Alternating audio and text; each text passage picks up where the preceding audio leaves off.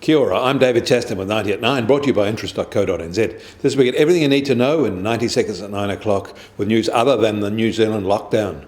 We start this week with bond market volatile, some key commodity prices wavering, and a stronger greenback.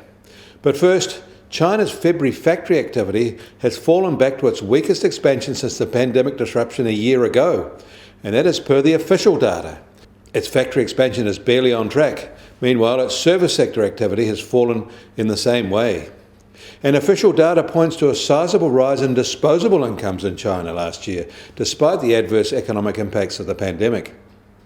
And Chinese house prices rose in January in most major cities and are up between 2.9 and 4.4% year on year in Beijing and Shanghai, respectively. And China continues to face mounting food prices, with notable rises for rice, corn and soybean prices since the end of the Spring Festival in commodity trading. But other commodity prices fell at the end of last week. Japanese industrial production made a rebound in January, according to official statistics, and Singapore's industrial production growth is also staying quite elevated in a pattern that has lasted for 3 consecutive months now.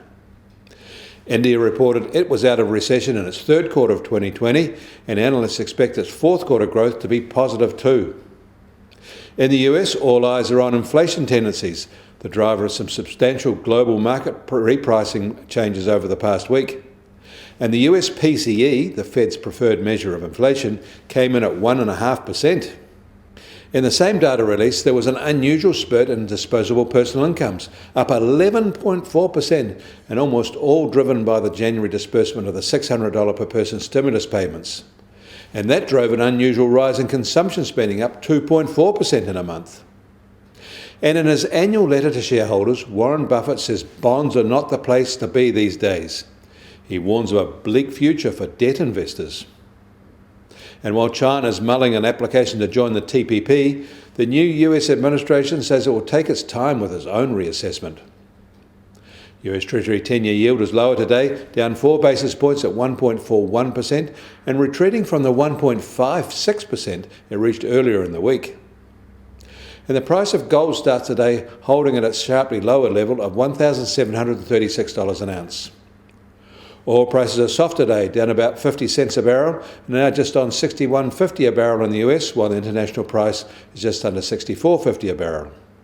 And the Kiwi dollar opens at 72.3 US cents, and 3/4 cent lower than this time last week. Against the Australian dollar, we're unchanged at 93.9 Australian cents, and against the euro, we're softer at 59.9 euro cents. That means our trade-weighted index is down to 74. Kia ora, I'm David Chaston. That was 90 at 9, brought to you by interest.co.nz.